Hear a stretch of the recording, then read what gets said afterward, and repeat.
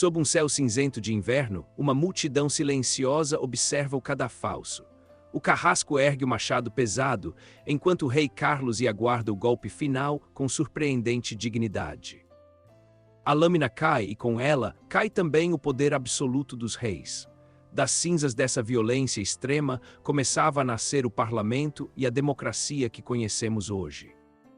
Mas como a Inglaterra chegou a esse ponto, tudo começou anos antes, com o choque inevitável entre o orgulhoso rei Carlos e a liderança obstinada de Jean Pim. No século XVII, a Inglaterra era um barril de pólvora. Tensões políticas e religiosas dividiam o país entre os defensores da coroa e os apoiadores de uma reforma profunda. No horizonte, figuras como Oliver Cromwell já se preparavam para a batalha. O que estava em jogo não era apenas o trono, mas o próprio destino do mundo ocidental. Quando Carlos foi coroado, ele não via a si mesmo apenas como um governante comum. Ele acreditava piamente que seu poder vinha diretamente de Deus, sendo absoluto. Irritado com as críticas e questionamentos sobre suas decisões, o rei tomou uma atitude drástica.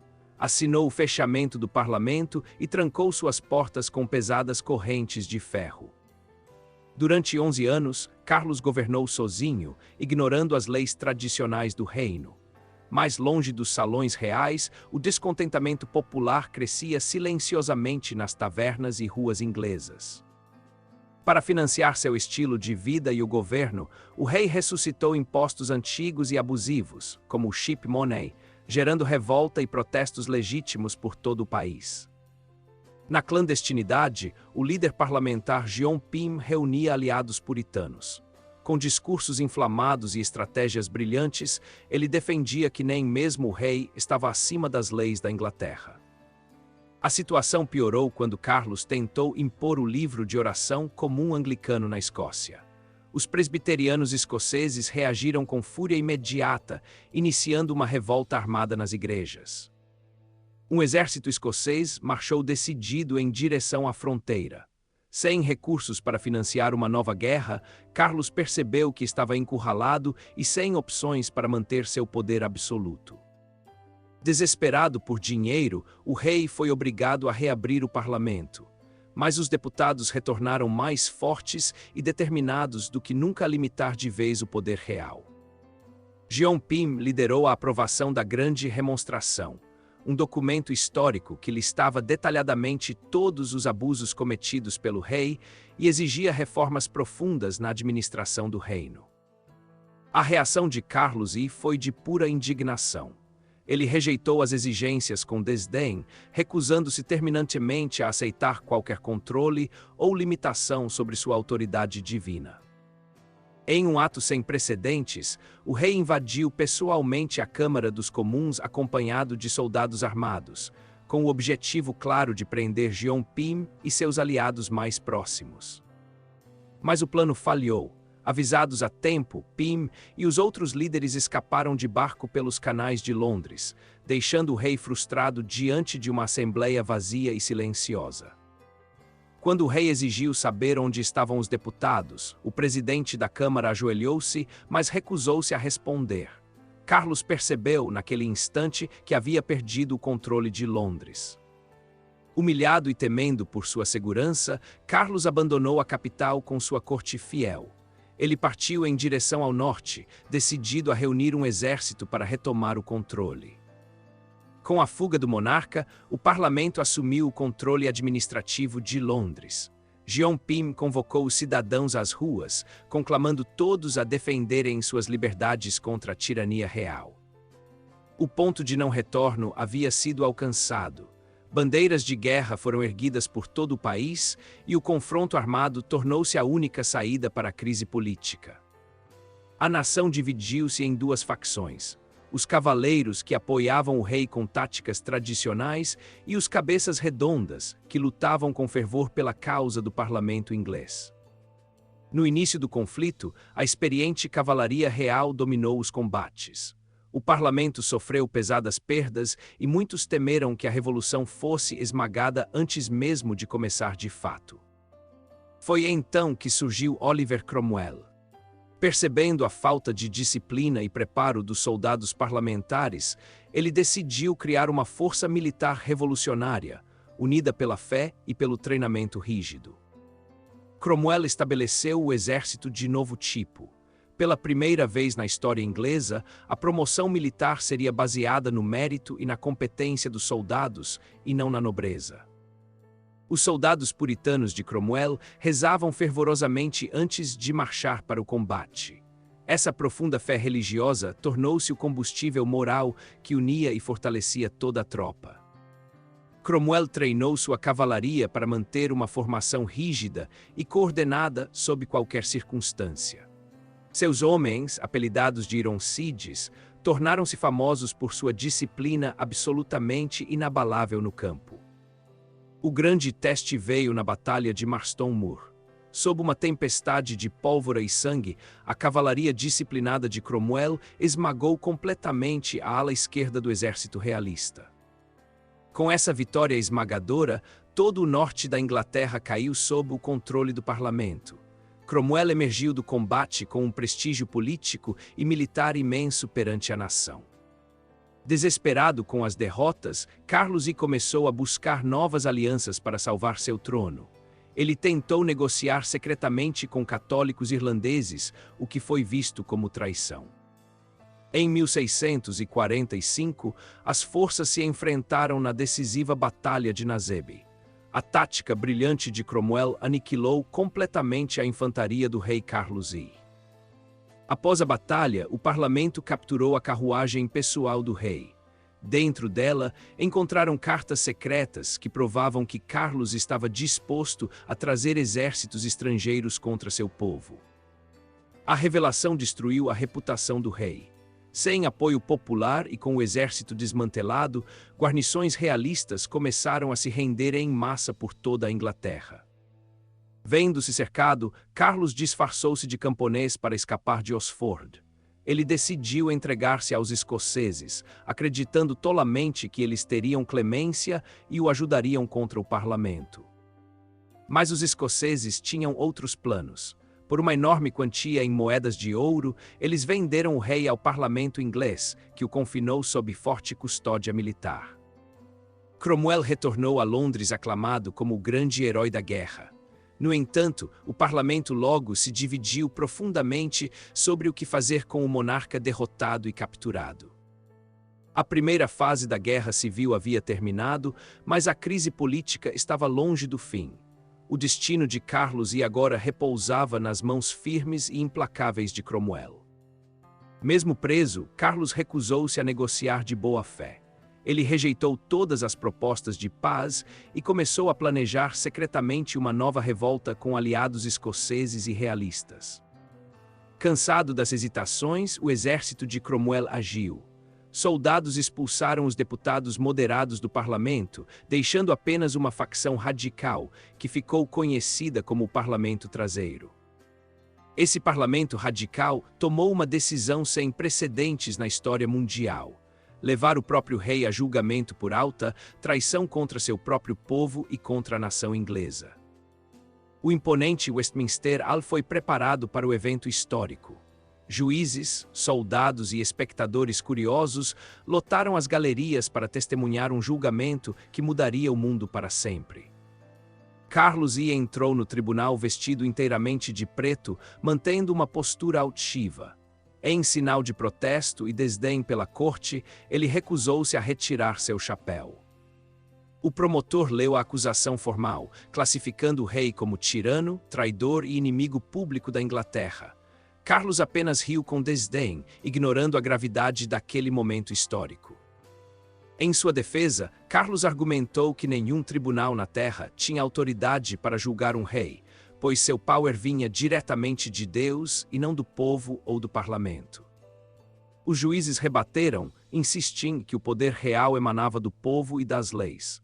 A tensão crescia a cada dia, com o rei recusando-se repetidamente a reconhecer a legitimidade da corte. Cromwell, convencido de que a paz só seria alcançada com a morte do monarca, pressionou os juízes e assinou a sentença de morte com determinação e firmeza absoluta. No dia final, o tribunal declarou Carlos culpado de alta traição e tirania. A sentença foi lida sob um silêncio sepulcral, morte por decapitação pública em Londres. Em sua última noite, Carlos despediu-se de seus filhos mais novos. Ele pediu para vestir 2 camisas, temendo que o frio o fizesse tremer e a multidão pensasse que era medo. Na manhã de 30 de janeiro de 1649, Carlos caminhou firmemente até o cadafalso. A multidão assistia em um estado de choque e silêncio absoluto. Diante do carrasco, o rei fez seu último discurso, defendendo sua visão de monarquia e perdoando seus executores.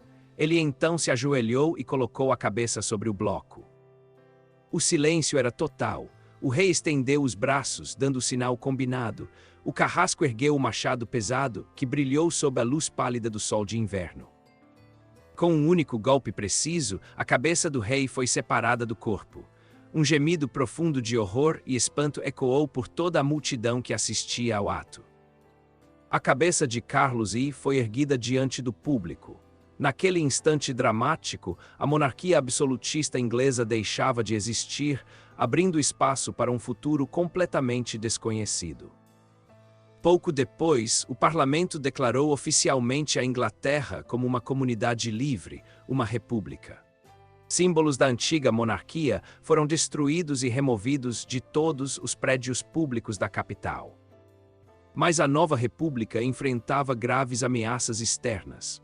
A Irlanda Católica e a Escócia Presbiteriana revoltaram-se contra o regime de Londres, forçando Cromwell a preparar seu exército para a guerra. Cromwell liderou pessoalmente uma invasão brutal e implacável na Irlanda. Cidades rebeldes foram cercadas e severamente punidas, deixando cicatrizes profundas que durariam por séculos na história irlandesa. Em seguida, Cromwell marchou para a Escócia, derrotando os rebeldes com extrema eficiência militar. Com isso, ele consolidou o controle total da República Puritana sobre toda a Grã-Bretanha. Apesar das vitórias militares, a política interna em Londres estava um caos. Os parlamentares disputavam o poder pessoal e atrasavam reformas essenciais, esgotando a paciência de Oliver Cromwell.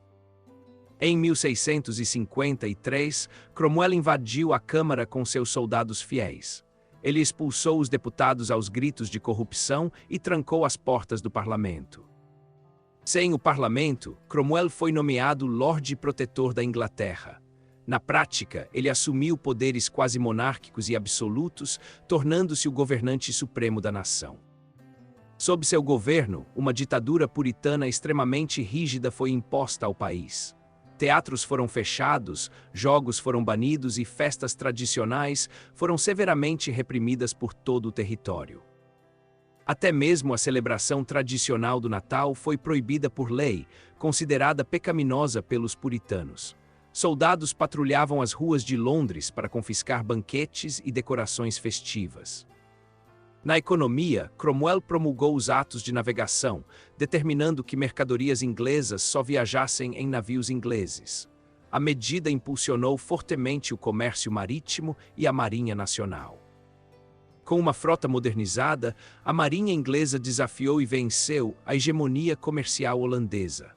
A Inglaterra começava a consolidar-se como a maior potência marítima e comercial do globo. Mas o poder absoluto cobrou seu preço. Cromwell enfrentava conspirações constantes contra sua vida e vivia paranoico. Sua saúde física e mental deteriorou-se rapidamente sob a imensa pressão.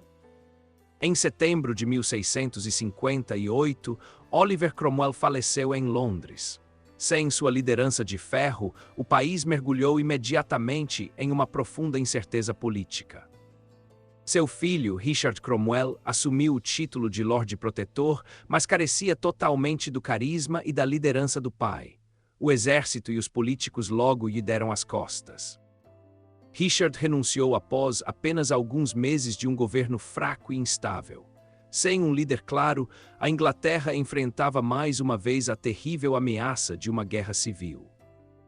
Cansada do caos e do puritanismo rígido, a população clamava pelo retorno da ordem tradicional. políticos influentes começaram a planejar secretamente a restauração da monarquia inglesa. O filho do rei executado, Carlos II, foi convidado a retornar de seu exílio na Europa. Ele aceitou o trono, prometendo governar em harmonia e respeito ao parlamento. Carlos II foi coroado em meio a imensas celebrações populares. Sob seu reinado carismático, os teatros reabriram, as artes floresceram e a alegria finalmente retornou à corte inglesa. Mas também houve espaço para a vingança. O corpo de Cromwell foi exumado e executado simbolicamente, e os juízes sobreviventes que assinaram a morte de Carlos foram severamente punidos. Apesar disso, Carlos II governou de forma pragmática. Ele evitou confrontos diretos com o parlamento, equilibrou as finanças do reino e buscou manter uma frágil paz religiosa no país. Em 1685, Carlos II faleceu sem deixar herdeiros legítimos. O trono passou para seu irmão, Jaime II, um católico fervoroso e de tendências absolutistas. Jaime II tentou restaurar a influência católica na Inglaterra protestante e colocar aliados em cargos de poder. O parlamento temeu imediatamente o retorno do absolutismo e da influência papal. O pânico político consolidou-se quando a rainha deu à luz um herdeiro homem e católico. Isso significava que a dinastia católica se perpetuaria no trono inglês, ameaçando a maioria protestante. Diante da ameaça, líderes do parlamento enviaram uma carta secreta a Guilherme de Orange, governante da Holanda e genro protestante de Jaime II, convidando-o a invadir a Inglaterra. Guilherme aceitou o convite e desembarcou na costa inglesa com uma frota imponente. Ele declarou que vinha apenas para defender as liberdades protestantes e a autoridade do parlamento. Vendo-se abandonado por seus próprios generais e soldados, Jaime II entrou em pânico e fugiu para a França. A transição de poder ocorreu sem qualquer derramamento de sangue. Essa deposição pacífica e rápida ficou conhecida na história como a Revolução Gloriosa.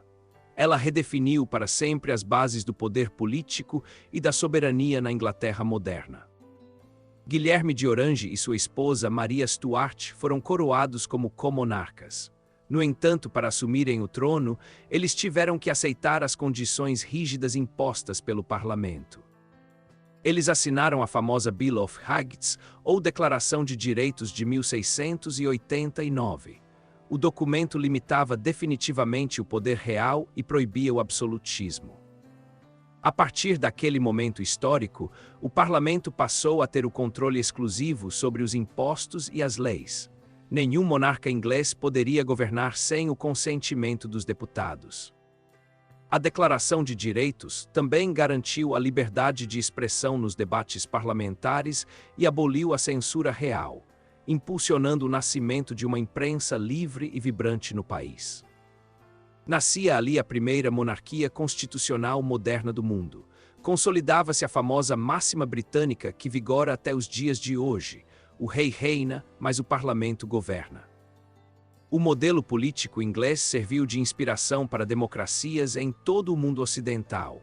A tirania absolutista estava derrotada para sempre em solo britânico, abrindo caminho para a modernidade. A Revolução Inglesa provou ao mundo inteiro que nenhum governante está acima da lei ou do seu próprio povo. A decapitação de Carlos mudou para sempre a história. O equilíbrio de poder que desfrutamos hoje nasceu dessas lutas intensas e sangrentas. A democracia moderna deve sua existência aos corajosos revolucionários ingleses do século XVII.